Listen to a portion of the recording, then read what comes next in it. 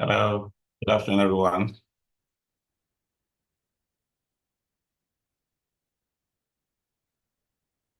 Another exciting time to share some moments with you here in the Facility Management Launch Hour today, Thursday. And I'm sure we are all familiar with the topic of today's session as advertised. My name is Paul Erubami. I'm the Chief Executive of Max-Migold Limited and the Head of Faculty here at the Max-Migold Training Center. It's been an exciting year for us. We've had the final batch of the FMMC Mastercraft, Facility Management Mastercraft Diploma started off in September. Final batch for the year 2024. And it's been a good ride so far this year. We have now closed on admissions into that batch.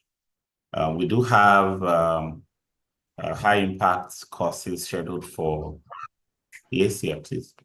We do have high impact courses scheduled for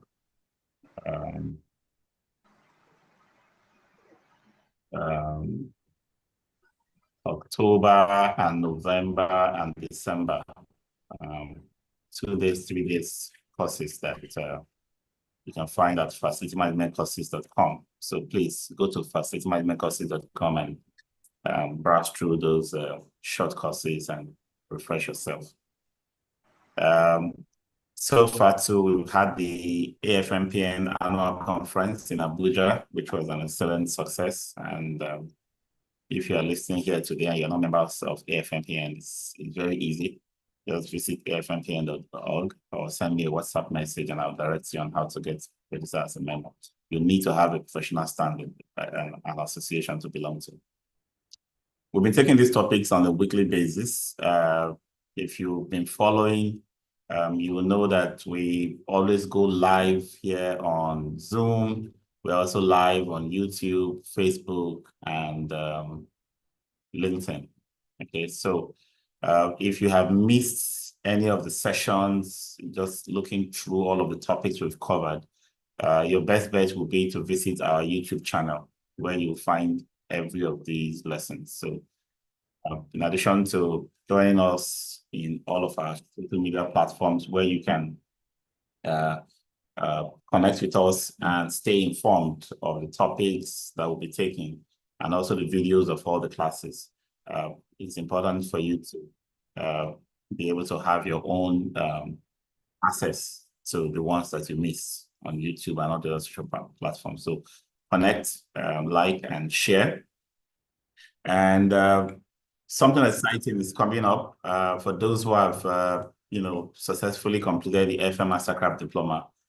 We are working on launching the Ambassadors Program. We have made a big success out of the alumni platform. It's a huge platform for all the alumni. But from among these almost 1,000 alumni in the FM Diploma, we're going to have a select, few as ambassadors of the program, and they will be on a special, arrangement to be advocating for people to take on the FM Diploma because it's made a huge impact in their careers, and they want to speak it and share that information with others through their platforms, of course. So if you're an alumni and you're interested in this, immediately start showing interest by connecting with our training manager, Ms. Baraka Suleiman or myself. Just send me a message on WhatsApp, and I'm sure we'll be able to line you up for this great opportunity. There'll be a good mix of benefits, rewards, in this package that we're trying to create. So look forward to having you there. All right, so let me drive straight into today's topic, honing your communication competence. I'll share my screen now and get right into it.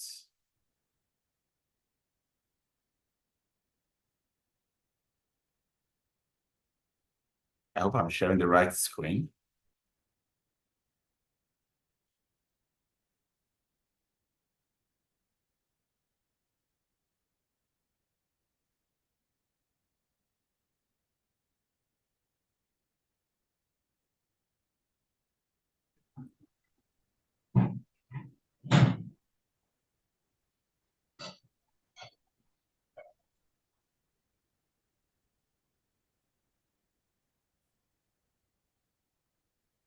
Okay. Can I get a confirmation that my screen is sharing? Yes, sir. You have a negotiation communication meeting as your first page. Okay, super. That's the screen I want to share. Thank you so much.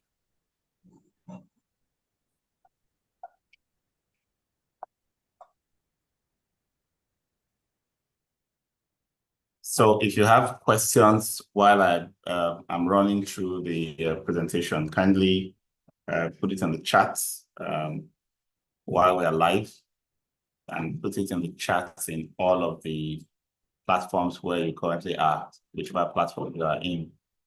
Put your question in the chat so that I'll be able to treat them at the end of the day.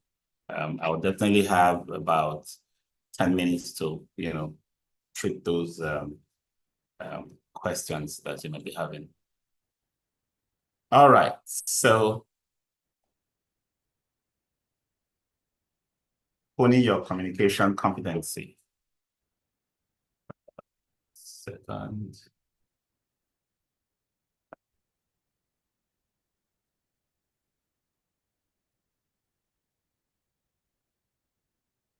At the end of this session, you should be able to understand the role of communications in not just facility management. So, because this is my bread and butter, facility management, but communication is something that is relevant to all professions. So if you have colleagues, friends with you, this is general purpose. We try to make all of our training as general purpose as possible.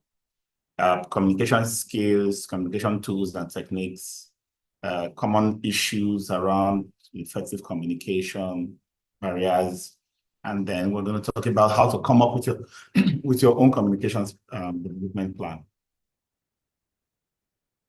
Okay, so those are what we're going to be covering. The importance, the tools, the key communication competencies, how to overcome the barriers, practical scenarios in FM, developing a communication plan, and we'll finalize. Okay, so what is the basis for the communication competence? What's the what is the final summary of this communication competence specifically to facility managers? There are two angles to this competence. The first, and this is defined by the International Facility Management Association, IFMA, in the Global Job Task Analysis surveys done in 2009 and 2010.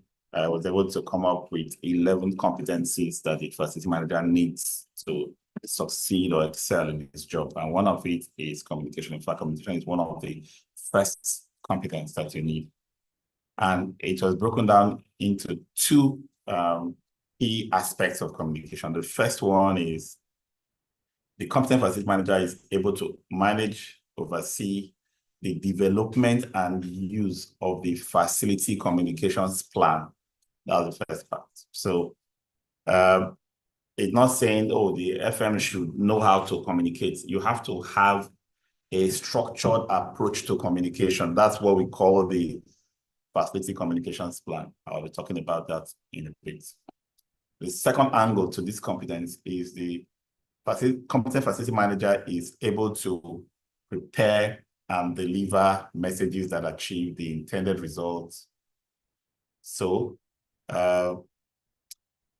this points us straight to the meaning of communication, interchange of thoughts.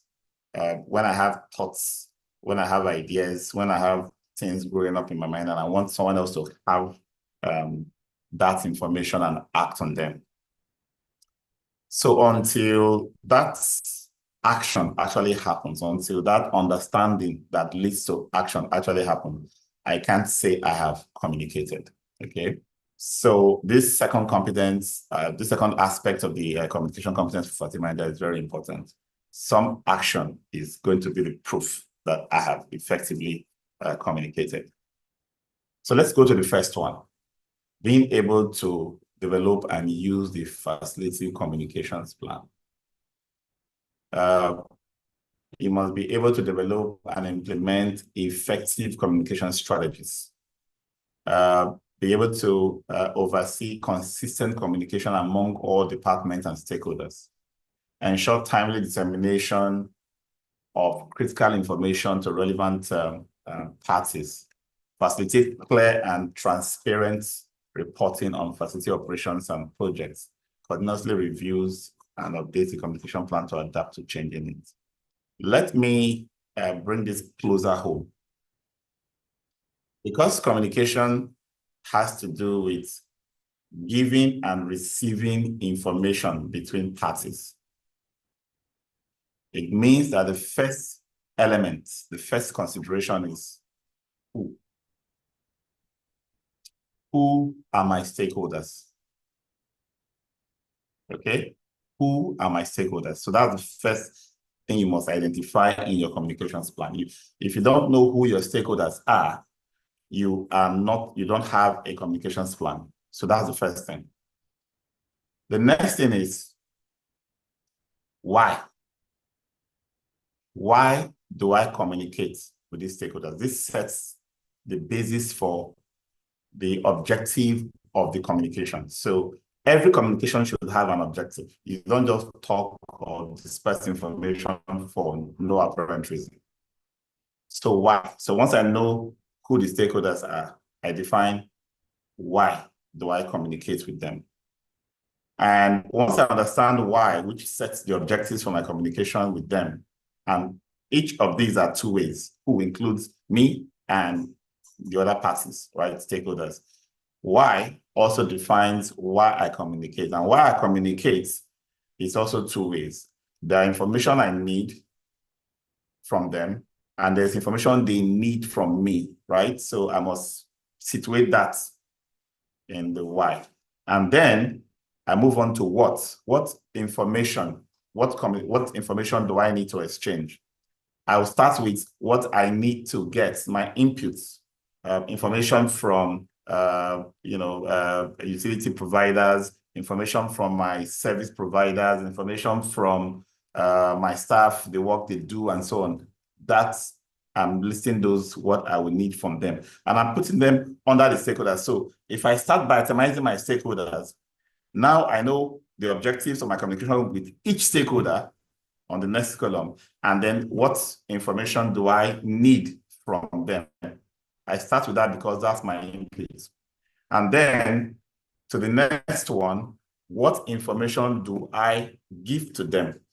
Update on service disruptions, my preventive maintenance plan, those who need to approve my budget, those who need to release funds, those who need to know there have been changes to the services or issues. I need to identify what that communication from me would be. So if I will put this in a structure, I'll put the stakeholders column by column or row by row on the spreadsheet. And then I will answer for each stakeholder what the objectives. That will be the next column, right? And then I will now have the third one, which will be what to receive from them. And I'll put row by row for under each stakeholder, I'll create more rows to add all the what information that I'll receive from them, because for each of these information type, I need to create more columns. And then I'll now also put the ones I need to give to them, right? My reports and the rest in rows. For every report type, whether I'm going to receive it or I'm going to give it, I need to add in more columns what channel will I use, right? So this is where I decide that a particular information will go through a report, or there will be a weekly meeting, or there will be a WhatsApp, exchange of information, or there will be a newsletter, those are the channels, or it will be published on the website, and so on and so forth. I'll have a list of channels, with which I receive and give information. So I will be picking the specific ones. Sometimes there will be multiple channels for one type of information or communication I need to make or I need to receive. So after I've defined the channel, I will now begin to add other items like frequency. How often is this information needed? Is this something that I need to do weekly? Is once a month okay? Once a quarter, twice a year, once a year? Most compliance-related issues that I will need to deal with government agencies is usually once a year. If I'm compliant till next year, right? So I will have the frequencies defined. And then because I've defined the channel, whether it's going to be a meeting or whatever, I'll put it, the channels now. Then it is after that, I will now have the last column for content. The content of those communications. So the specific breakdown of the information to be captured, that now becomes the content. You see, I have created the plan. Now, with this plan as a baseline, I can now create additional columns to calendar. So things that are, say, a frequency of weekly, I will not decide on the calendar. Is that weekly going to be every Monday, every Friday, every Wednesday, every Saturday, every Sunday? What day do I want to put it? And then I will now tick or mark, on a calendar for an annual communications plan, the way you do your preventive maintenance program. The one that is monthly, which week of the month, which day of the week, and I'll pin those down. The ones that's quarterly, which month in the quarter, and which week in the month, and which day in the week, and I'll sort that out. So I have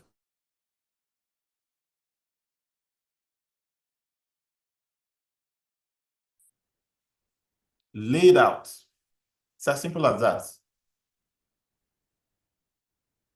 If I have this communications plan, the final thing I need to do to put it into play or put into operation is have a conversation with each of the stakeholders to have their input into this plan. So I'll break the plan down according to stakeholders, and I'll either email or have a meeting with a stakeholder, have a phone call to just review this and see if there are other areas I might have missed in terms of what they will need from me, and if I would need to receive from them. Refine the content, decide on the frequency together, so that this communications plan is not just about me, because it's always two ways. The various stakeholders have to be, in agreement. So there's nothing like this is my weekly newsletter, this is my monthly newsletter. Whoever is going to receive a newsletter has to agree that weekly or monthly is in order, or what content should be in it. You don't decide to just put whatever you like and then throw out to people. No, they also are part of that decision making. So when the plan is perfected, each person knows what to expect from you, and they also know when you give them information. So that if you set up meetings, for example, weekly meetings or monthly meetings, you can already add them into those meetings in the calendar, such that they're automatically reminded in their calendar that that meeting will hold. And the agenda, you get a reminder yourself, set up a reminder yourself to get to do the activity that leads to that event. For example, setting out agenda, inviting input into the agenda, sharing the minutes of the meeting, and inviting corrections to the minutes of the meeting. So it becomes very straightforward. So that's, in a nutshell, what a communications plan is. So let's talk about this second aspect of this competency. You're being able to prepare and deliver messages that achieve the intended result. This is where it's not just enough to say, I have told them, I have shared the information, they know what to do. No. If the results are not being met, that communication is only halfway yet. If the messages are not causing positive action that the message actually prompts, then you have not succeeded yet. So you must craft clear, concise, and targeted messages for diverse audiences. Aligns communication with organizational goals and project objectives. Adapt messaging style to suit the audience and context. Utilize appropriate channels to deliver messages effectively. Monitors feedback to ensure messages are understood and drive the desired outcome. So the first thing here is how do you write, or how do you speak, or how do you present a message? It has to be clear, it has to be concise, it must be targeted. What that means is that broad-based content will not work. You have to personalize or customize as much as possible. All communication should align with organizational goals and project objectives. And your audience and context is very important. You know, sometimes we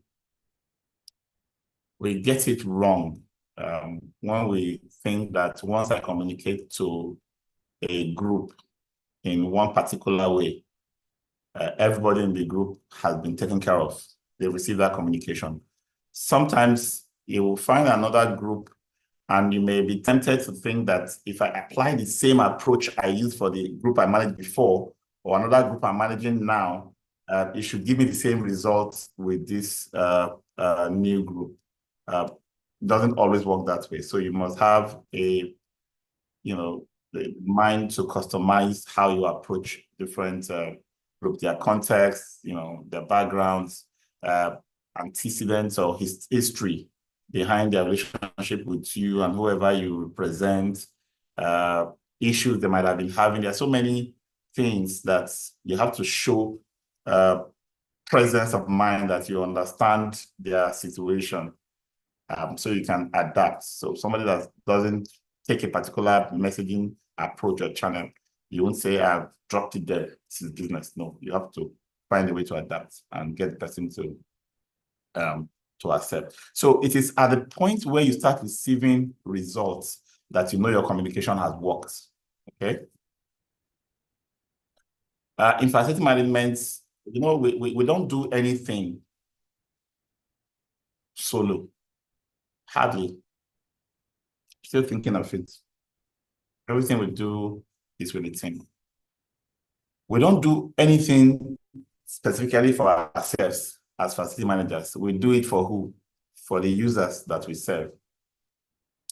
So if you don't know how to communicate, all of that technical abilities or managerial abilities you have falls to zero. Then nobody can coordinate the execution of tasks if you don't know how to communicate clearly, to ensure that the people you are trying to give the job to, they have a full understanding of what you expect. They have a big picture overview of the reason, the why of what you are asking them to do, and they are committed to delivering it.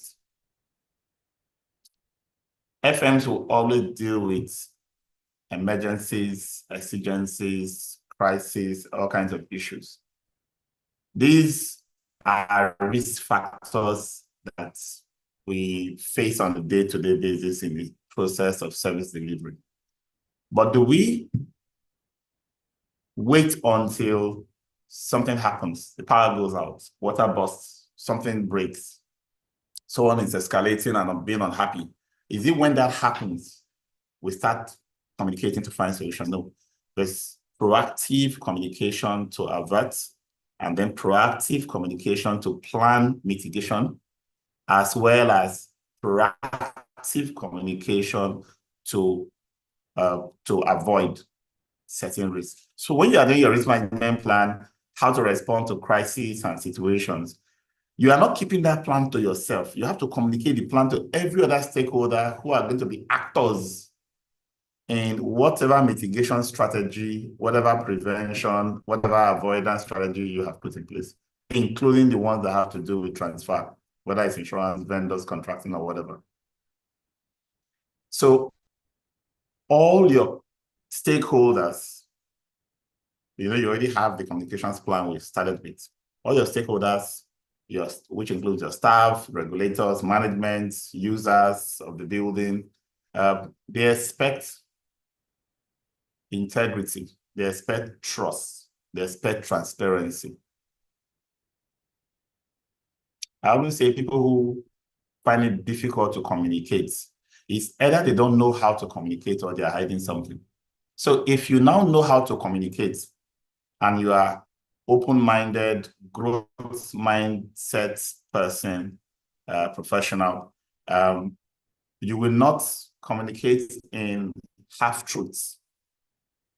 But of course, you not give everybody the same information. That's why you need to create a communication plan that perfectly positions what information is for who.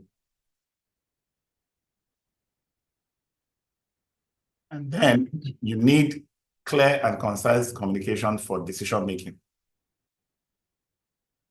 to ensure accurate information flows, aiding in better decision making.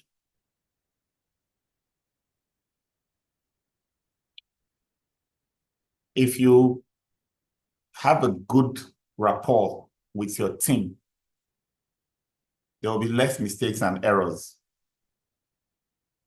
reduce incidents of delays, and work not being done well. Because people will collaborate. They will not just imagine what's in the mind of the next person. There will always be conversations around it. And you would have created standard tools for communication. Part of the communications plan I talked about will involve communication with your team. And not just you to the team, but team member to team member within the team. It will form part of the communication plan. For example, your toolbox meetings that you hold every day. That's one channel for communicating. And what are you communicating there? You are learning from incidents, you are learning new skills and cross-training, you are planning for the day, and you are sharing tasks that needs to be done and planning resources and everything that needs to go into it, and so on and so forth. You see, that in itself fosters collaboration because we are meeting to discuss what we want to do, not assuming that we know what we want to do. Because we did it yesterday does not mean that we will not review it again before we do it today. That's proper communication.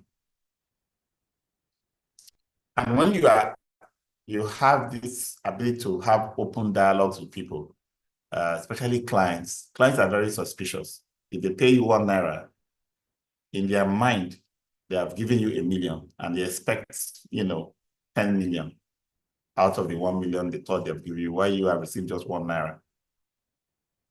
So if you are the type that holds back information, what's going to happen is that they are going to imagine that you are robbing them, that you are making a kill from the services you are delivering. And anytime there is a delay in service delivery, their mind goes for the worst. He has taken our money and he's going to do this and do that, or he has gone to double book himself and he's busy somewhere else, and that's why he's not delivering what we expect of him. But if you are always, we use this word a lot, carry me along, carry your customers along, carry your workers along, carry along. His communication is talking about this carry along. It means that if something pops up in your head, there are others that need to know because they needed to work with you on a particular deliverable. They need to know now. Okay? And then create a feedback loop. Feedback is going back to review what's been done, what has happened. Whether it's a good occurrence or outcome or it's a bad one, you need to have a way to learn from it. Oh, we just finished a free training session. Oh, we just finished a conference. We just finished a new program. Or we just launched something into the market. Or whatever it is we are doing, right? There has to be that intermittent recurring feedback. We go have a discussion. What went well? What can we take from what went well? What did not go well? What can we change about what did not go well? The same thing with every service you deliver to any customer. You have to find a way to close the loop. They have given you a work to do. You've done the job. You cannot just go and close the work order. You go back to the client to ascertain that you've done it and then give you a feedback on how well you did in different ways. Once you've done that well, then you can close that work order. But you see, facility management is not a service that you can, on your own, design and go and deliver. It's not something that you say, I understand the customer without talking to the customer. No, there's no standard FM service. You talk with the customer, you listen, you interpret what you have heard into a service specification outline. get the customer to say, yes, this is what I want. You must listen and understand what the customer is saying. And then when you are delivering the process, delivering the service, you must also hear from the customer on how you are doing on an ongoing basis. We call that dynamic customer satisfaction index, which gives you data on an ongoing basis. Okay. And then when there are going to be issues within the team, for example, or when the customer and you as a client service provider relationship is going to go sour, trace it back to miscommunication. So you can just form an opinion about something and just start reacting in a way that the next party does not understand. Make every effort to ask. Make sure that you don't just create a position or an opinion about what you think is the reason that person is acting that way. That's where Wahala starts from. When you now, have it in your mind that, because this person saw that I have been promoted or I've gone to take up this, or because I've become that, he's jealous. That's why he's acting this way. Don't assume anything. And when there are issues to be resolved, make sure there is effort employed into discussing the resolution. Because most of the problems we have in this life are all from miscommunication. Most of the problems, everywhere in the world, everything from family feuds to poor work output to national and international wars and conflicts, it's all down to miscommunication, poor communication. All the things that you can tie to information that should be available openly and transparently by all parties not being available. Assumptions are made, conclusions are made, and people just, everything breaks down. Every time there is poor performance, think about it. It's linked to either the person who's about to do the job does not get enough information, does not understand that information, or that information did not come in a structured manner that the person can work with it, especially when you just throw general information everywhere and expect everybody to be able to work. Some people will pick it up and do, some people will not be able to get it right. Okay, so breaking that information into bits of structured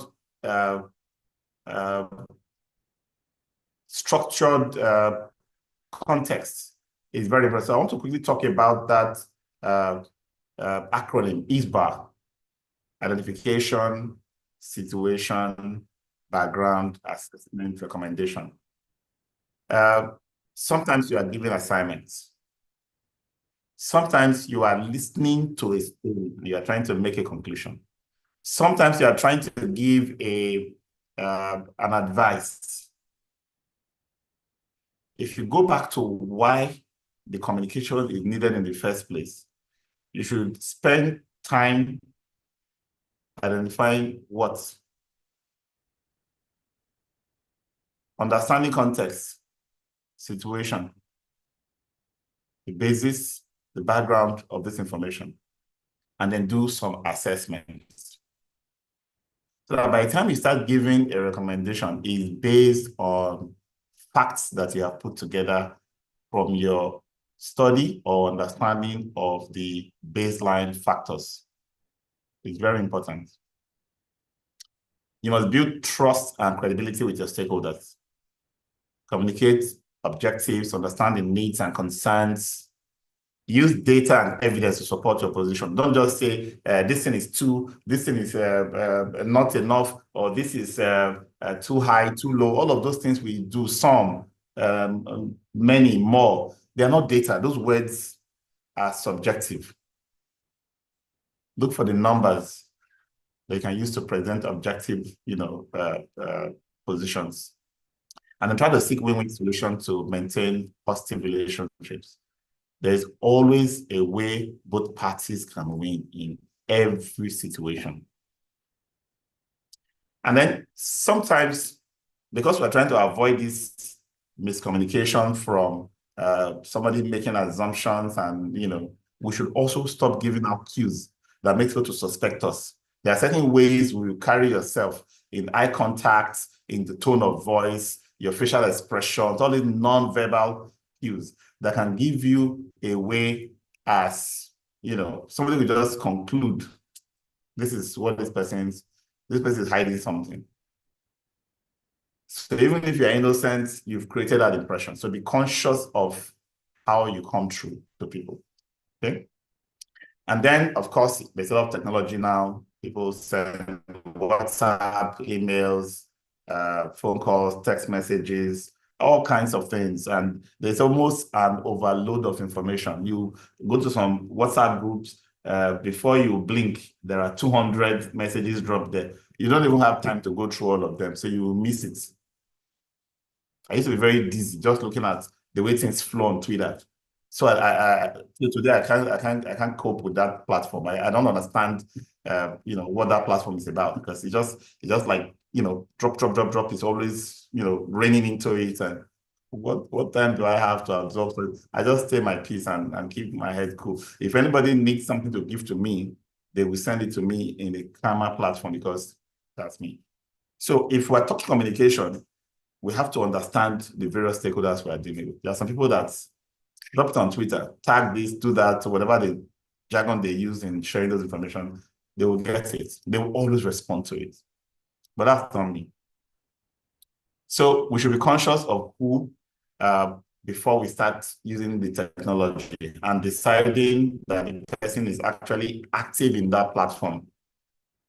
If you drop in a group for me, I probably won't say it. If you send to me directly, and I have your name in my phone, there's a high likelihood I'll open it.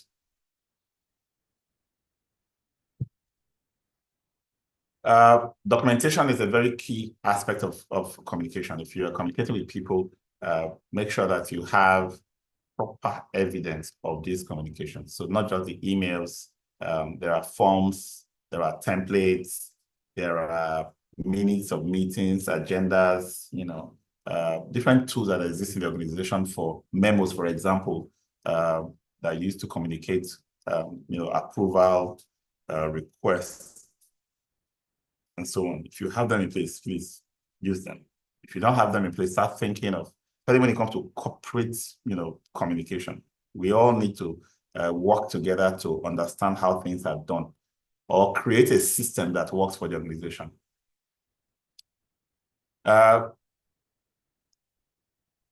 What can be communication barriers?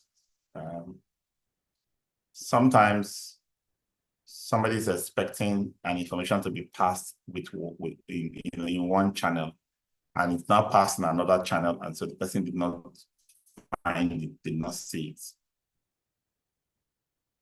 That's a big barrier. Most appointments that people set with me on WhatsApp chats, most of it I miss, because WhatsApp chat is not integrated with my calendar that has reminders. But not many people know that this is an issue, except when I remember to forward that chat to my secretary and say, please add this to my calendar, right? Then it becomes available in my calendar, and it can prompt me in my itinerary to say, you have this meeting or you have that conversation to do. So understand how the various channels work. So if you blame me tomorrow and say, oh, we agreed to meet, or blah, blah, blah, blah, and you were in the wrong channel. When you hold meetings, make sure your meetings are structured and timed, because meetings have become a major time waster. Sometimes meetings are used by certain members of the group to further certain agendas that are not in the interest of everyone in the group, selfish agendas. So I dare say, if I'm going to have a meeting, the agenda must be released well in advance. Everybody sees the agenda and knows what we're going to be discussing. And everybody's role in that meeting is understood well in advance before you come. So there's nobody idle, redundant in the meeting, or else you should be doing something else if it's not useful for you. Okay. Regular updates and check-ins to maintain alignment is very important. Actions have been taken, minutes have been shared, and nobody's doing anything about it because nobody's following up to make sure something is being done. Okay. Tailor communication style to the audience needs. We talked about that. Set expectations early and confirm understanding. If I send you an email and you did not acknowledge it, I will call you to confirm that you have received it and you understand the content of the email, of the message. Because if I don't, I can't blame you for not responding because all I did was to send you and I didn't follow up. And then there are also cultural issues when it comes to communication. Inclusivity means that we should try and accommodate people of all backgrounds. Whether you're wearing a hijab or whether you have earring as a man or whether you have tattoo all over your body, if we are here to work, I cannot judge you and say, this person is too filthy for me to communicate with. You are the one that should lead that organization because you're not ready yet. Okay? And then try to talk to everybody in a non-judgmental way. Let communication be show that you are sensitive to everybody's preferences. I don't need to become part of your belief system to work well with you, because I'm working with a structure. We have things we have to do, and I take everybody as the same. In fact, when it comes to the issue of culture, I do all I can to avoid religion and ethnicity in my conversation, right from hiring to all company meetings and communications and everything. Leave it free. Let's have a diverse environment where everybody can feel that they belong, they can contribute, they can get support, they can help, they can build together. And all of this can only be driven by a leader who understands, proper communication, who understands how to set up a structured approach to communication within the organization. So, practical scenarios for communication: establish clear communication protocols for reporting emergencies, promptly. If something happens, what are the forms to be filled? How long should it take for these reports to get out as FMs? Generator was working and it just goes down, and many FMs will run to the generator house to go and start troubleshooting and dealing with the issue. When you have 100 people waiting for electricity, and then the next thing you start having is people calling you, ask questions, you have failed woefully. The first thing you do is, once you see that scenario, you understand preliminarily, within 5 minutes, you know what is going on and you know what you want to do. The first thing you do before you start acting on it is to send information to your users. And not say, I have dropped information in the group. If some people will not say it in the group, they will still call you.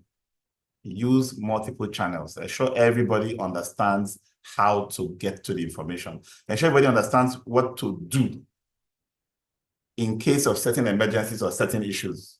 That's why we do drills, isn't it? A drill is basically a communication event when we talk to each other. Create a checklist for critical information to share during emergencies. Okay, that's because you have done the risk management plan. You now know what information is relevant for dealing with the issues. So when I was talking about the create your communications plan, one of the things I talked about was objectives for every stakeholder that you have conversations with, as you receive information from and you give information to. Establish why. Those are the key objectives. Set SMART goals to achieve clarity and enhance relationships through communication.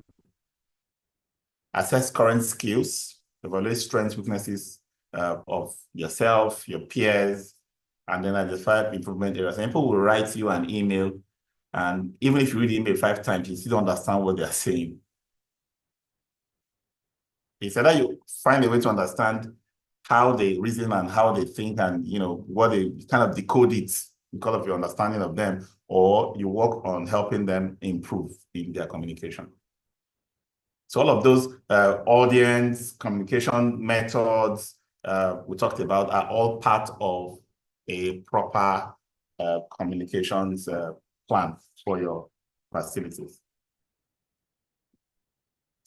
Now, do you know whether you are doing well in communicating? Because sometimes you may just assume that, oh, I'm very good. Everybody knows I'm an open book. I talk a lot and people understand me. But if people still have certain notions, certain stereotypes about you that is making them to react or act in a way that is not what you expect or what you hoped that they will do, then there must be something you are not doing well. So once in a while, do this reality check where you ask your team, how am I doing? Do I share information correctly? Sometimes some of us are just very blunt, say things the way it is. It may not go down well with everybody, but at least there's no communication gap. There's no misunderstanding of what you meant, as it were, So sometimes that's ability to do reality check once in a while. So when I do that reality check once in a while, my team tells me, oh, this is how we perceive you, this is how I do it always. I get the feedback. For some, I do some adjustments and amendments, but sometimes I go back again and ask myself, what kind of context, what kind of situation did we find ourselves that made me to act or communicate in this particular way that may not go down with certain people? What kind of results did we get? Did I get the results of what I'm trying to get, or was I able to build on a good relationship? Because sometimes you achieve, that's push, and you get what you want, but you've hurt relationships. There has to be a balance. You want the work done, but you also want a good relationship to exist between you and your team. So you must always plan to adjust. Always try to adjust. Because when you have weaknesses in your communication and you are of course, most of the time we are the least to know, we are the last to know when we have those weaknesses with communications. So it's helpful to ask, sometimes ask. My wife used to tell me that when I get passionate about a topic or talking about something and I get more engrossed in it, the volume of my voice starts rising. I'm not even aware. I'm not even aware that the volume of my voice, I start, rising and rising to the point where it now looks as if I'm shouting. Somebody will not be, but it's just two of us that are here now. Why are you shouting? I will even say, I'm not shouting. But that's the thing.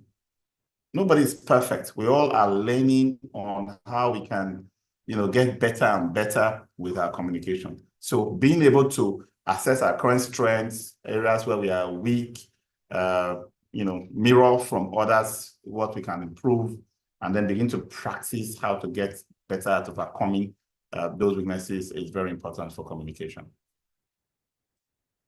So I hope we've been able to get that first part of this message, the structure of a communications plan. The structure of a communication plan, if you can get that right, you solve almost all of the problem in the organization that you work in. You can excel in almost any role. Effective communication is vital for operational efficiency and team collaboration. Strong communication enhances client satisfaction and stakeholder relationships. These relationships go beyond work. Using appropriate communication tools and structured models improves clarity and reduces misunderstanding. So having that communication plan with structure, everything is there. Continuous self-assessment and feedback will help you, refine your communication competency and continuously develop communication skills for long-term success. So that's our launch hour lesson for today, and I hope you'll be able to get one or two ideas from it. I promise to allow a few minutes for questions, feedback, comments about today's session. So what I did before was to make it, you can raise your hand if you want to, so that I can recognize you to be able to speak. If there is a comment or chat on the WhatsApp facility management training WhatsApp group, please someone can copy it and put here. If you're not part of our facility management training WhatsApp group, I believe let's see, there should be a chat with a link to join that WhatsApp group now. We have conversations there on an ongoing basis. To learn more about other platforms and information and recorded versions of these sessions, visit our YouTube channels. The link should be dropped. Drop the links for the WhatsApp group, the Telegram group, the YouTube channel, please. Thank you. Okay, so you can join straight up from there, and I'm always in that group to guide you through whatever career decisions you are making in this environment that we all work in. Okay, and this is my way of, saying thank you to all those who have been attending these launch hour sessions. I want to encourage you to keep coming. This is a platform that we developed, more than a year ago to come to you on a weekly basis with something of value. Okay? And invite your friends. Want to fill up this, the seats here, 100 seats in Zoom, and then fill up our YouTube channels with people, eager to have these conversations and learn on a weekly basis. We are still working on the second program we promised to roll out, which is going to be more conversational, panel-based that we'll be having on a weekly basis as well. The schedule for that, the program content will come to us, very soon, and I'm sure we'll be able to launch that so that, every now and then we'll also have that opportunity to hear from issues that need to be resolved from your own operations and the things you want us to discuss about. You contribute your topics and ideas and questions and problems, and then we'll get panelists to come and have the conversation and show ideas on how to get better at the things we do. So that's coming. That's still in the works. The FM Mastercraft diploma that we started in September will run to December. We are working towards the graduation of the current year, 2024 graduation, which happens every December. And we are having a massive bonus for the 2025 January class. The January class starts on January 6th. Don't count it as 3 months away. It's just November and December you have in between. This month of October, we have provided a 30% discount, 30%, massive discounts for anyone who pays for the January class. So save now and do that payments quickly so you can be in the January class of the FMMC. By November, that discount will drop to 20%, and by December, that discount will drop to 10%. So the earlier, the better to book your spot in the class if you've not done it. So if you have colleagues, if you have teams in your organization that you want to bring on to the FMMC, this 30% is not since the beginning. If you bring them on now for the January class, you could get as much as 50%, of the discounts from the 750 physical or the 550 virtual for the FMMC. Okay, so take advantage of this.